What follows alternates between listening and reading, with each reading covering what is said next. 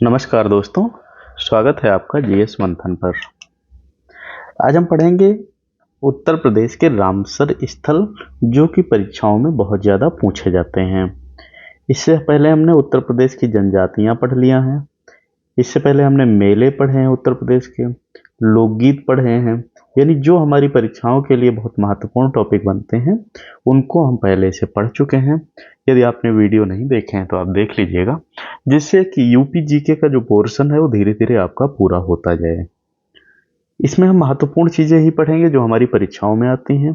Channel पर नए हैं तो सब्सक्राइब करिएगा, वीडियो पसंद आए तो लाइक करिएगा, लेकिन उससे पहले पूरा वीडियो देखिएगा, जिससे कि आपके जो प्रश्न यहाँ से बनते हैं वो क्लियर हो जाए। उत्तर प्रदेश के रामसर स्थल पहला पढ़ेंगे हम। बखीरा पक्षी विहार कहाँ है? संत कबीर नगर में। एक तो हमसे यही प्रश्न पूछ लिया जाता है कि कौन सा पक्षी विहार या कौन सा स्थल कहाँ पर है। ये कई बार मिलान करने के लिए पूछ लेते हैं, तो कई बार ऑप्शन देके सीधे पूछ लिया जाता है। तो बखीरा पक्षी विहार संत कबीर नगर में है। इसके बारे में हम थोड़ा ये समझते हैं कि यह सबसे बड़ी प्राकृतिक आर्द्रभूमि है, जो लगभग 29 वर्ग किलोमीटर में फैली हुई है। इसका क्षेत्रफल कितना है? 29 वर्ग किलोमीटर। यह जो तालाब है यह 300 वर्ष का पुराना है और किस नदी से जुड़ा हुआ है? अमी नदी से जुड़ा हुआ है। यहाँ हर साल साइबेरिया, यूरोप और चीन से प्रवासी पक्षी आते हैं।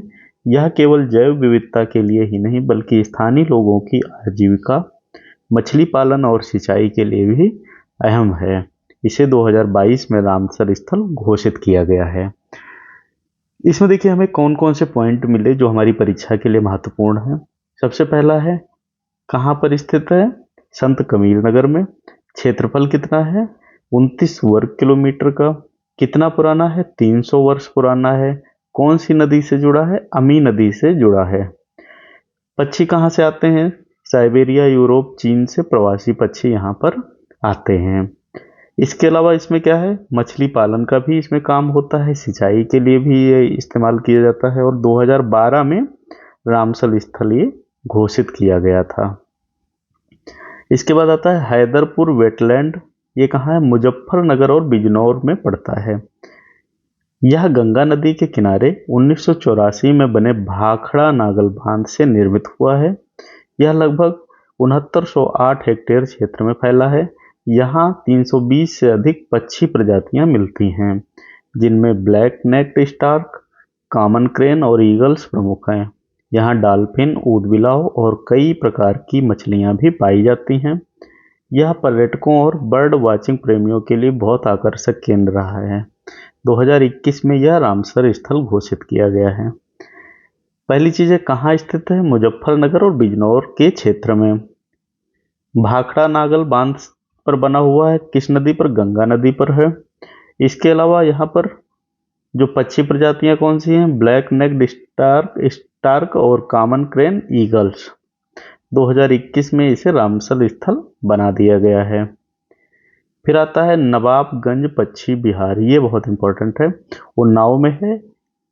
किस नदी या नहर से है? शारदा नहर से। यहाँ सर्दियों में Siberian crane, painted stork, open बिल्क स्टार्क जैसे प्रवासी पक्षी आते हैं। यहाँ वॉच टावर और प्रगति पथ भी बनाए गए हैं। यह पर्यावरण शिक्षा के लिए भी प्रसिद्ध है। इसके बाद आता है पार्वती अर्गा पक्षी विहार, गोंडा में स्थित है। यह दो प्राकृतिक ऑक्सबो झीलें यानी पर्वती झील और अर्गा झील, दो झीलें हैं, उनसे निर्मित है। यह लगभग 10.84 वर्ग किलोमीटर में फैला है। यहाँ सर्दियों में ग्रेलेज गूज, पिंटल, पोचार्ड और कई जल पक्षी दिखते हैं। यह स्थानीय किसानों और चरवाहों के लिए भी उपयोगी है, क्योंकि यहाँ जल और चारे का स्रोत मिलता है। हमारे लिए क्या महत्वपूर्ण है? पहली चीज है कहाँ स्थित है? गोंडा में। कौन सी झीलें हैं? पर्वती ताल और अर्गा ताल।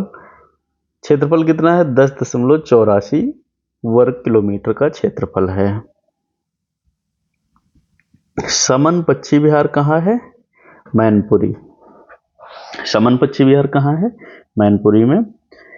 यह आर्द्रभूमि मानसून के जलभराव से बनती है और लगभग 526 हेक्टेयर क्षेत्र में फैली है। यहाँ प्रवासी पक्षियों में ग्रेलेज गूज और पिंटल प्रमुख हैं। यहाँ की विशेषता है कि यह गांवों के बीच स्थित है और ग्रामीणों के साथ सहजीवन का उदाहरण है। इसे 2019 में रामसर स्थल में शामिल किया गया था। दो चीज़ें इसमें हमारे लिए महत्वपूर्ण है, एक तो कहाँ है, दूसरे कब स्थल शामिल किया गया था। अच्छा, समन पश्चिम विहार और समसपुर पश्चिम विहार ये दोनों एक जैसे लगते हैं, ये थोड़ा हमें ध्यान रखना है। समन पश्चिम विहार मैनपुरी में और समसपुर पश्चिम विहार रायबरेली में है। समसपुर पश्चिम विहार के बारे में समझते हैं। यह स्थायी दलदली क्षेत्र है। यहाँ मिस्र का गिद्ध, कामन पोचार्ड और संकटग्रस्त पक्षी पाए जाते हैं। यहाँ 250 से अधिक पक्षियों की प्रजातियां मिलती हैं। यह स्थानीय तालाबों और कृषि भूमि से जुड़ा हुआ है। फिर आता है संडी पक्षी विहार। यह गर्रा नदी के पास एक प्राकृतिक झील है, हरदोई में स्थित है। यह विशेष रूप से सारस के लिए प्रसिद्ध मानी जाती है। यहाँ प्रवासी पक्षियों के साथ साथ कछुए और मछलियाँ भी पाई जाती हैं। इसे 2019 में रामसर स्थल घोषित किया गया था। महत्वपूर्ण चीज़ें दो रहेंगी, कहाँ पर है, हरदोई में। घोषित कब किया गया, 2019 में। शायद पूछ लिया जाए कि किस नदी से संबंधित है और कौन सी पक्षी यहाँ पर पाए जाते हैं। अगला है सरसई नावर झील, इटावा में स्थित है। यह स्थायी दलदली आर्द्रभूमि है। यहाँ बड़ी संख्या में सारस रहते हैं, जो उत्तर प्रदेश का राष्ट्रीय पक्षी है। यह झील स्थानीय समुदाय द्वारा संरक्षित की जाती है। इसे 2019 में रामसर घोषित किया गया था। कहाँ पर स्थित है, इटावा में।